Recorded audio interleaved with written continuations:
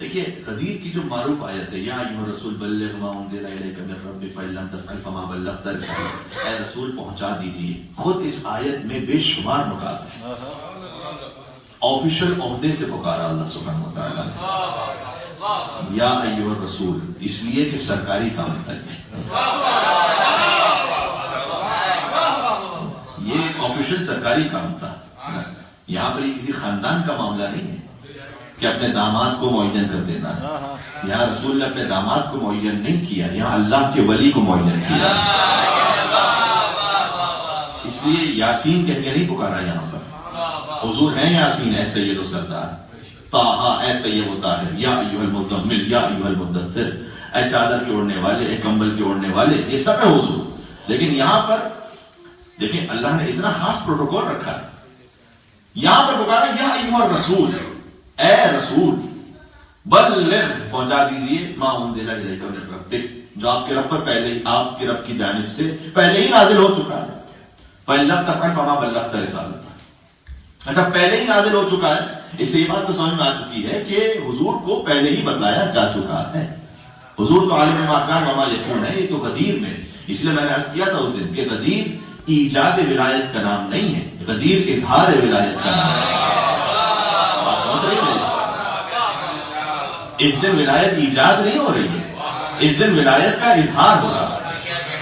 اور اس کی دلیل یہ جملہ ہے کہ بلغ ما انزل الیک من ربک، آپ پہنچا دیجئے جو پہلے ہی نازل ہو چکا ہے. مجھے یاد پڑتا ہے کہ لاسٹ ایئر 1 سال ہو گیا اسے اس بات کو تفصیل سے پیش کیا تھا، لہٰذا اسے دہراؤں گا نہیں، لیکن آپ کے ذہن میں ریکال ہو جائے اور بات سامعین ہو سکتا ہے نئے بھی موجود ہو. سورہ والنجم کی ابتدائی 10 آیتیں. بسم اللہ الرحمن الرحیم. والنجم اذا هوى ما ضل صاحبكم وما غوى وما ينطق عن الهوى ان هو الا وحي يوحى علمه شديد القوى ذو مرة فاستوى وهو بالافق الاعلى ثم دنا فتدلى فكان قاب قوسين او ادنى فاوحى الى عبده ما اوحى. عجیب آیت ہے. والنجم اذا هوى، ستارے کی قسم جب وہ ٹوٹا. ما ضل صاحبكم وما غوى، جب اے رسول آپ نہ کبھی گمراہ ہوئے نہ کبھی آپ کے ذہن سے کوئی بات نکلی، یعنی آپ نہ کبھی بھولے نہ کبھی گمراہ ہوئے. ما ضل صاحبكم وما غوى وما ينطق عن الهوى، آپ تو اپنی خواہشات نفس سے بات ہی نہیں کرتے. ان هو الا وحی یوحى، یہ جو بھی ہوتا ہے اللہ کی جانب سے وحی ہوتی ہے.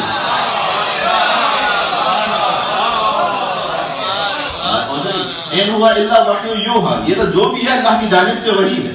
علمہ شدید القوى، کہ رسول کو ایک بہت شدید طاقت والے نے تعلیم دی ہے. اللہ نے اپنے آپ کے لیے کہا علمہ شدید القوى، جو بہت شدید طاقت والا ہے اس نے یہ وحی تعلیم دی ہے. وهو بالافق الاعلى، جبکہ آپ اعلیٰ ترین افق پر موجود تھے. دنا ثم دنا فتدلى، اس کے بعد آپ قریب ہوئے اور جھکے. وكان قاب قوسين او ادنى، اور اتنے جھکے کہ 2 کمان اور اس سے کم کا فاصلہ رہ گیا.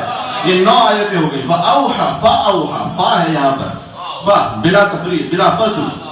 فاوحى، فوراً اللہ نے وحی کی. الی عبدہ، اپنے بندے کی طرف. ما اوحى، جو بھی وحی کی.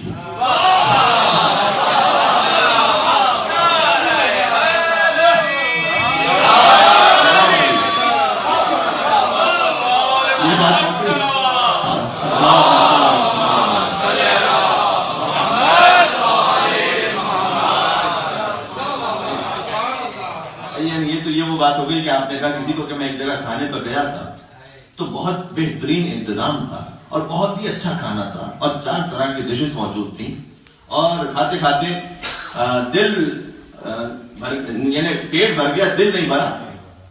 بھائی کیا تھا کھانا کا؟ جو بھی کھانا تھا. اتنی لمبی داستان سنانے کے بعد یعنی ستارے کی قسم جب وہ ٹوٹا اور اللہ نے اپنے حبیب کو اس وقت بلایا اور یہ تو بات ہی نہیں کرتا جب تک کہ وحی الہی نازل نہ ہو جائے، اور اللہ نے اپنے حبیب کو اتنا قریب کر دیا اور حبیب جھکے اور اتنا جھکے کہ 2 کمان اور اس سے کم کا فاصلہ رہ گیا. فاوحى، اس نے وحی کی. الی عبدہ، اپنے بندے کی طرف. کیا وحی کی؟ ما اوحى، جو بھی وحی کی.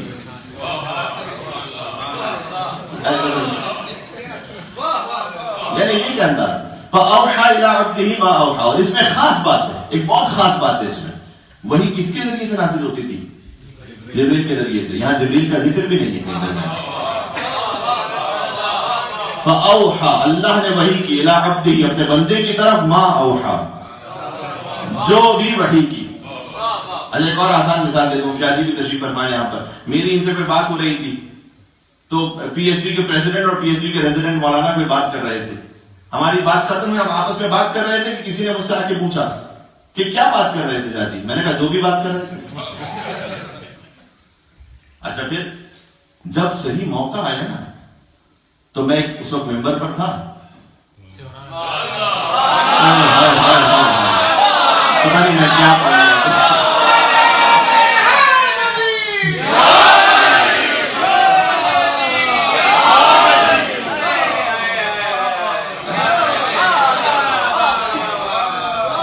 بات پہنچ رہی ہے؟ میں نے کہا اس وقت وہ موقع آ گیا اور میں تھا ممبر پر، تو میں نے کہا کہ وہ جو بات کہی تھی نا اسے میں پہنچا رہا ہوں، یا انہوں نے مجھ سے ریکویسٹ کر دی کہ آپ وہ پہنچا دیجئے جو آپ کو بتایا گیا تھا۔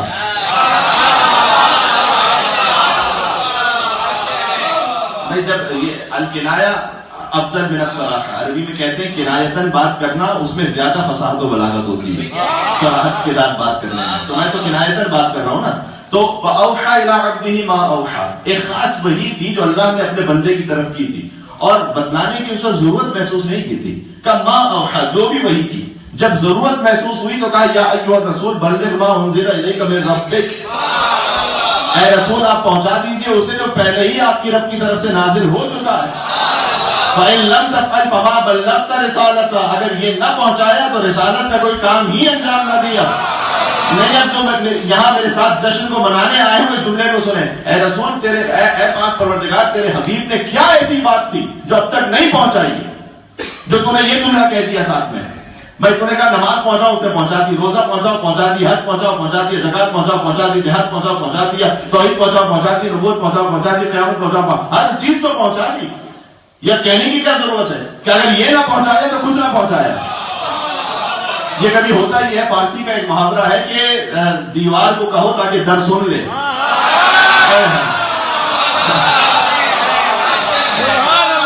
یہ کہا اپنے حبیب کو کہ اگر یہ نہ پہنچایا تو کچھ نہ پہنچایا۔ مسلمانوں کو سمجھا رہا تھا اللہ کہ میں اپنے حبیب سے کہہ رہا ہوں یہ نہ پہنچایا کچھ نہ پہنچایا، تم سمجھ لو، اسے نہ ماننا۔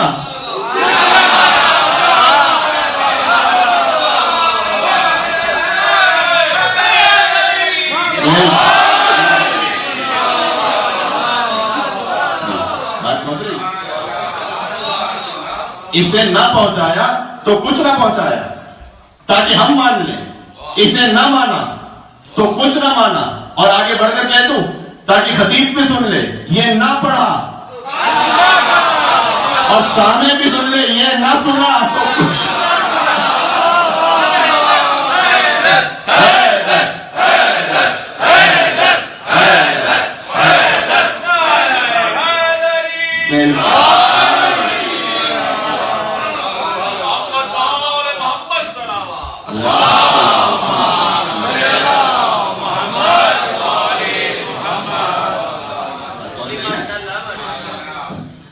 اچھا آج یقین فرمائیے ذاتی طور پر میں بہت زیادہ خوش ہوں، کیوں؟ اس لیے کہ وقت پر تقریر شروع ہو گئی ہے۔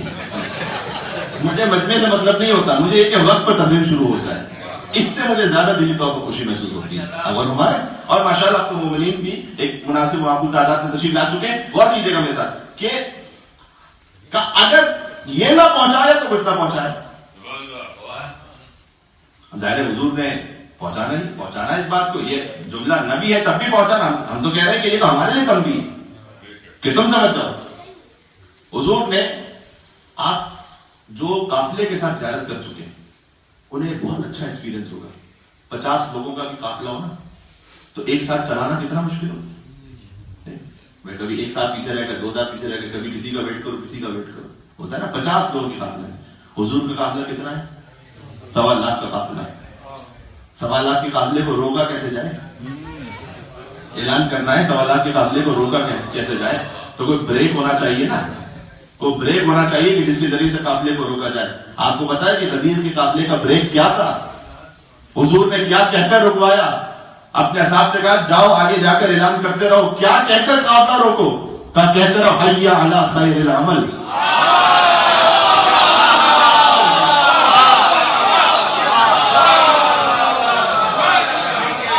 ایک مل کے صلوات بھیجے محمد و آل محمد.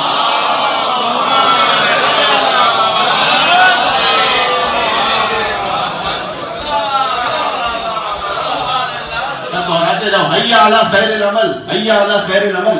اور اسی دن سے یہ جملہ اذان میں شامل کیا گیا ہے. اسی دن سے یہ جملہ اذان میں شامل کیا گیا. کیوں؟ تاکہ جب مؤذن گلدستہ اذان پر اذان دے رہا ہو تو اللہ اکبر اللہ اکبر، اس کے بعد کہ اشہد ان لا الہ الا اللہ، اس کے بعد کہ اشہد ان محمد رسول اللہ، چاہے نہ بھی کہے اشہد ان علی ولی اللہ، حی علی خیر العمل پر پہنچے تو علی کی ولایت تو کم از کم یاد آ جائے.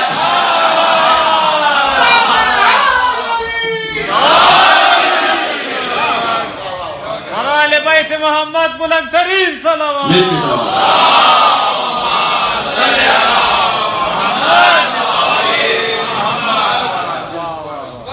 ٹھیک ہے. اس کے بعد حضور نے ایک خطبہ دیا. حضور کے طویل ترین خطبوں میں سے 3 گھنٹے کا خطبہ، شدید گرمی میں. اب کچھ گرمی سے جل رہے تھے.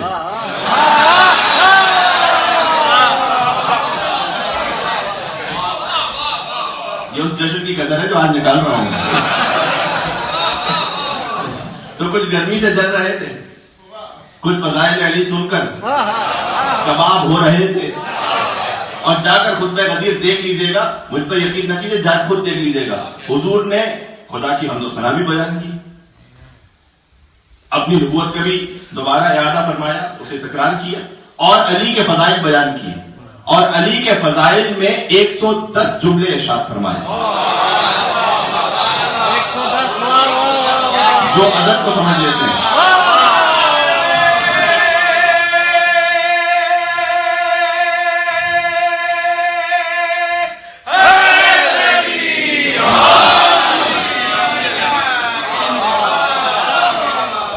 ایک 110 جملے علی کے فضائل پر ارشاد فرمائے. اچھا، جن میں سے کچھ میں اس جشن میں آپ کو سنا چکا تھا. حضور نے ان فضائل کو دہرایا بھی جو گزر چکے تھے. ٹھیک ہے. اچھا، یہ کمال کی بات ہے. حضور نے جو فضائل بیان کیے ہیں، کبھی بھی فقط غدیر کی بات نہیں کر رہا میں تو بات کر رہا ہوں دعوت ذوالعشیرہ سے اشیر سے لے کر غدیر تک. سب جتنے فضائل حضور نے علی کے بیان کیے. کاش میری بات پہنچ جائے. اگر یہ والی بات میری پہنچ گئی نا اشاروں میں، تو میں ذاتی طور پر بہت خوش اور مطمئن ہو جاؤں گا. حضور نے کسی ایک فضیلت کے لیے بھی، علی کی کسی ایک فضیلت کو بھی اگر کہہ کر بیان نہیں کیا.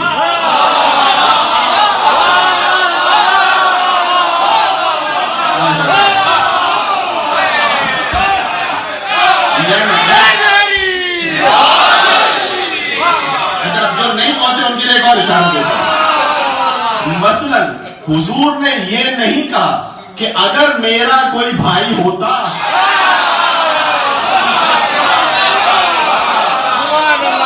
تو علی ہوتا. یہ نہیں کہا حضور نے. فرمایا علی میرا بھائی ہے. یہ نہیں فرمایا کہ اگر کوئی مومنوں کا امیر ہوتا تو علی ہوتا. نہ اب تو پہنچ گئے. اچھا، ایک مل کے سلوات بھیجے تاکہ میرے دل کو تسلی ہو.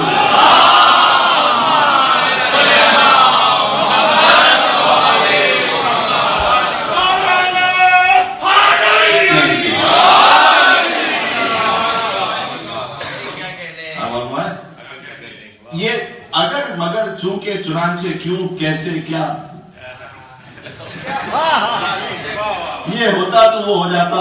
نہ فرمایا کہ تو لا فتح الا علی لا ذائب الا ذوالفقار. اچھا، اسی انداز سے یہ اگر کہہ کر جہاں کہیں بات ہو، حتیٰ والدین کے لیے اللہ نے بات کی ہے قرآن کریم میں کہ اگر یہ تمہیں ان کی جو اطاعت ہے وہ واجب ہے، ان کا احترام واجب ہے. کہ اگر یہ تمہیں رب کی مرضی کے خلاف کوئی حکم دے تو اسے قبول نہ کرنا. ٹھیک ہے، احترام کرنا لیکن اسے قبول نہ کرنا. جہاں غور کیجیے گا، یہ موصول آپ کے سامنے عرض کر رہا ہوں، جہاں کہیں اگر کے ساتھ کوئی فضیلت بیان ہو، اس کا مطلب یہ ہے کہ یہ غیر معصوم ہے.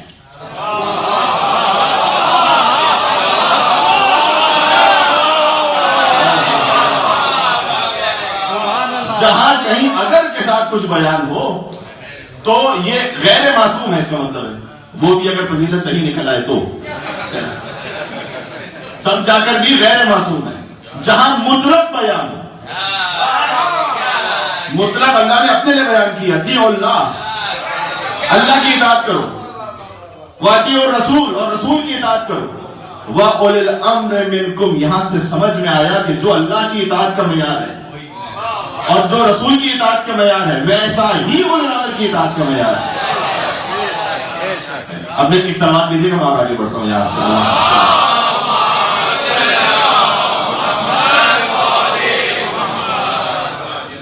تو حضور قدم قدم پہ جو بیان کرتے ہیں اس میں کوئی اگر مگر چونکہ چنانچہ نہیں تھا، ٹھیک ہے۔ مشہور شعر ہے لیکن میں دہرا دیتا ہوں اسے کہ مسجد پہ بھی علی ہے تو ممبر پہ بھی علی، اور کعبہ گواہ ہے دوش پیغمبر پہ بھی علی، ہجرت کی شب رسول کے بستر پہ بھی علی، ہجرت کی شب رسول کے بستر پہ بھی علی، ہر جا علی ملیں گے، نہ دامن بچائیے، بچنا علی سے ہے تو جہنم میں جائیے۔ یہی ایک امکان ہے۔ اچھا ہوا یہ کہ مولا کائنات کی ولایت کا وہاں پر میں نے عرض کیا ایجاد نہیں کی، اس کا اظہار فرمایا۔ برحمتك يا أرحم الراحمين وصلى الله على محمد وآله